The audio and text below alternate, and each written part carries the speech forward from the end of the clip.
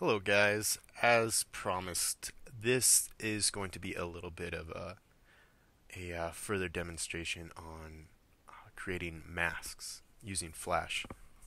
And this one may be familiar to some of you. This is the in-class example of a Flash mask animation that I created. And if I go ahead and just play through it once by, hitting return,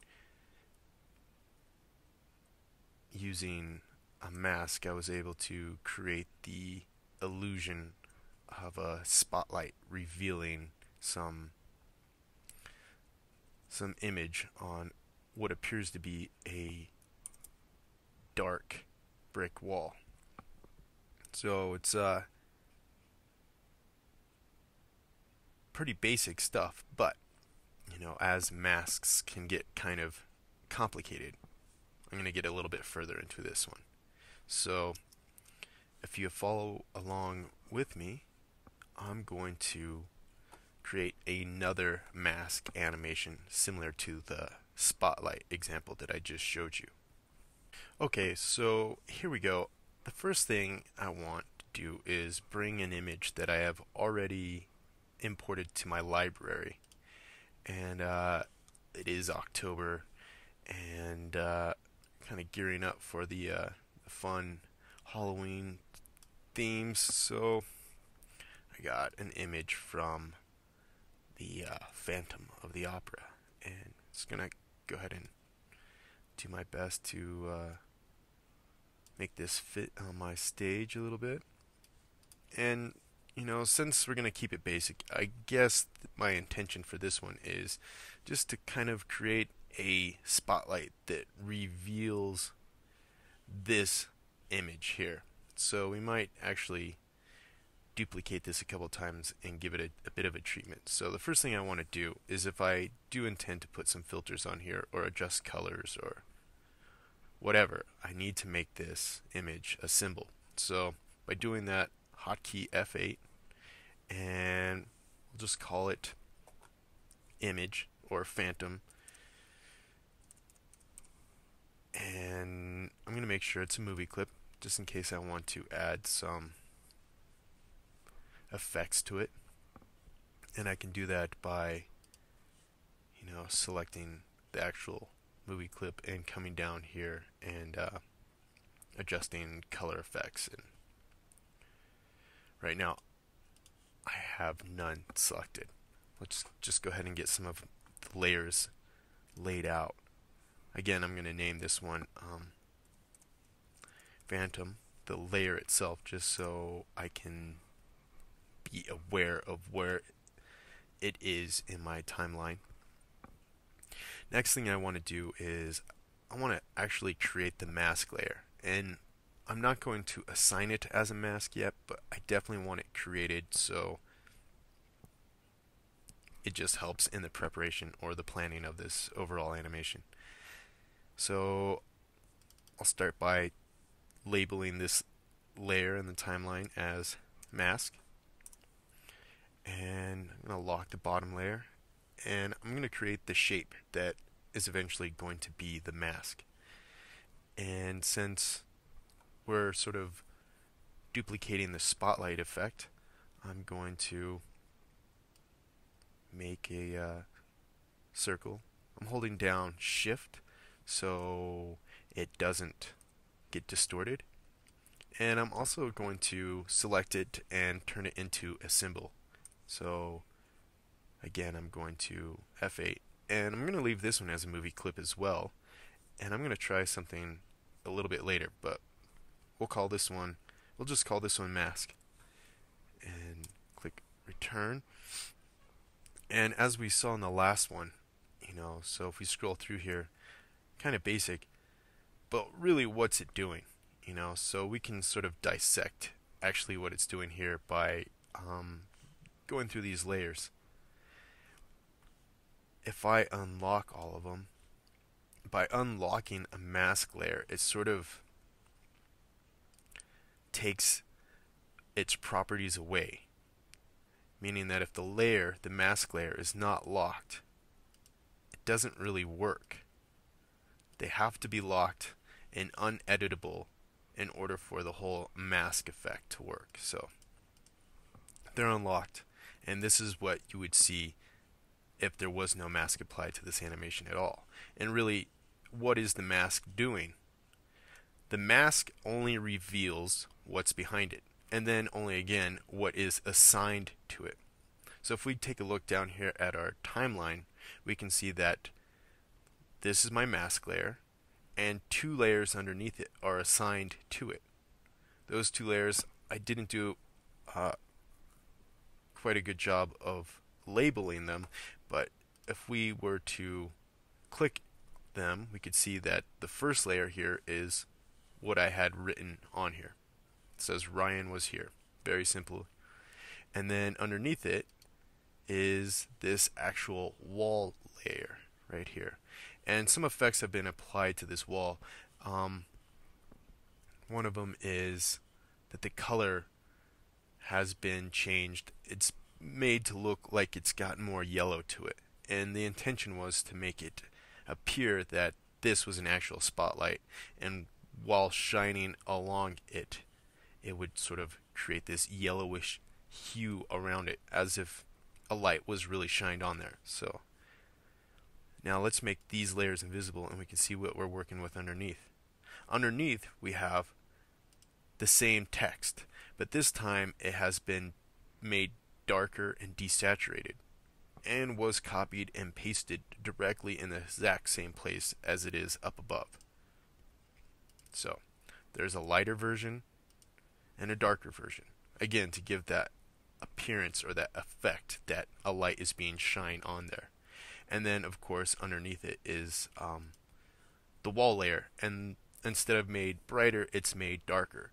So if we reveal everything and put the masks back on, you can see that the only 2 layers that are revealed by the mask are the lighter text and the lighter wall. So when we pan it across, we scrub across, we can see that it does in fact look like a light is being shined on there. On the example that I'm about to create, I think I'm going to try and make this circle softer, and maybe that'll make it even more believable as a light being shined on there. So let's go back and play around. So basically what I want to do is something quite similar. I have my mask layer, not animated yet, and I have the image itself. First of all, I want to duplicate this image. So I'll select it, and I will copy it by using Command C for the Mac or Control C for the PC. I'll create a new layer, and I'll label this one LT underscore Phantom for the lighter version of it. And I will use Shift Command V to paste it in place, or Shift Control V for the PC.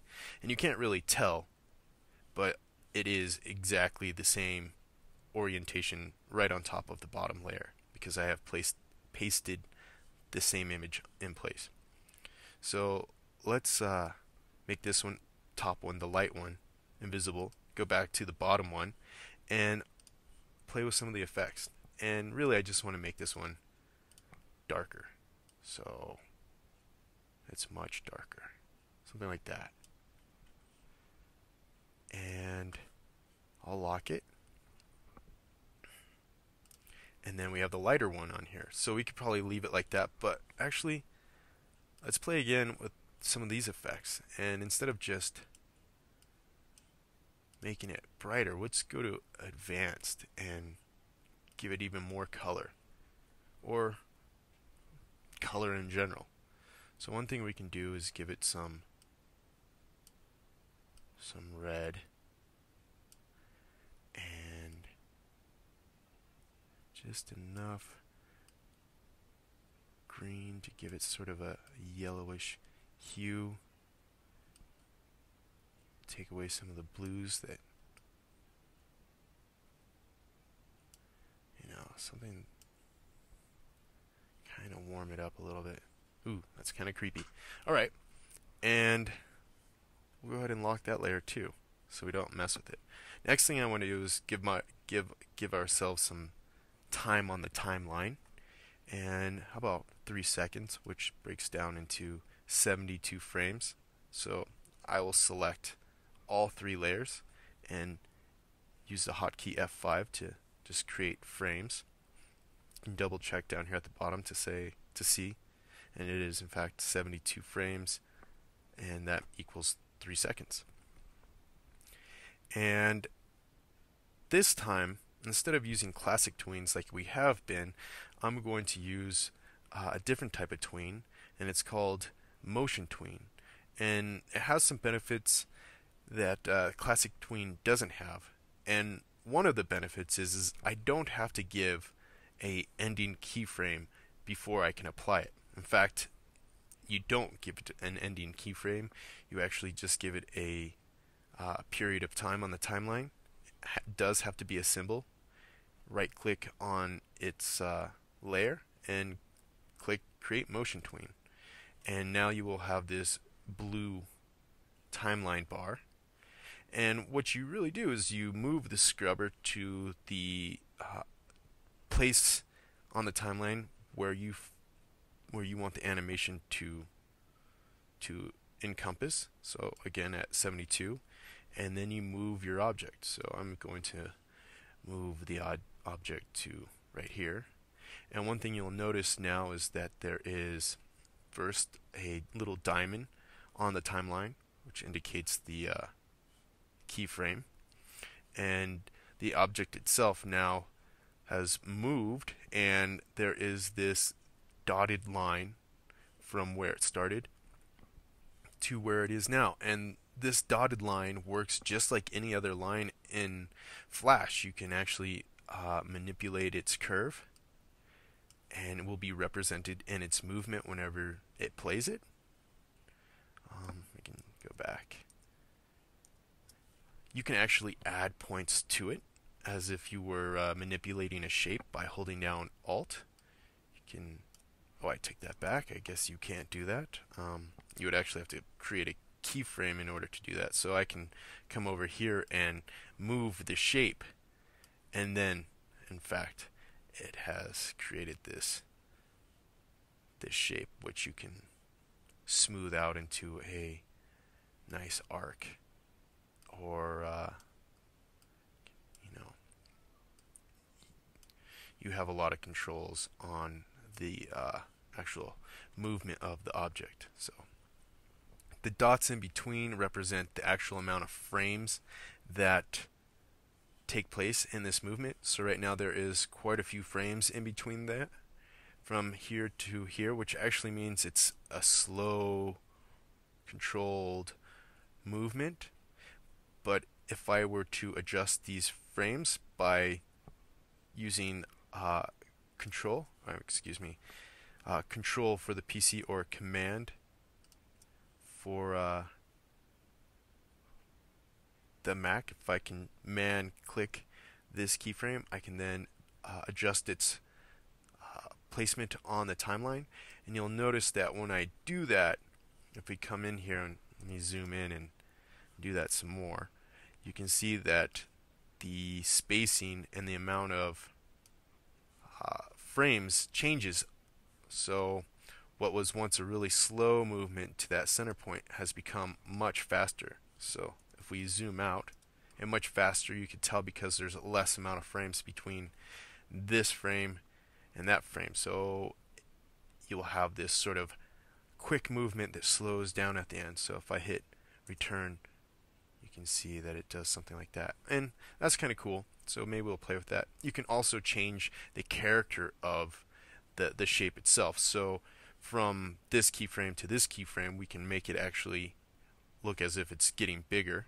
So I will adjust it to the last frame, and using the free transform tool and holding down shift, I'll make this a much bigger shape. And you'll see that when I hit return, that it actually slows down and gets bigger, which is kind of cool. And let's do that even more.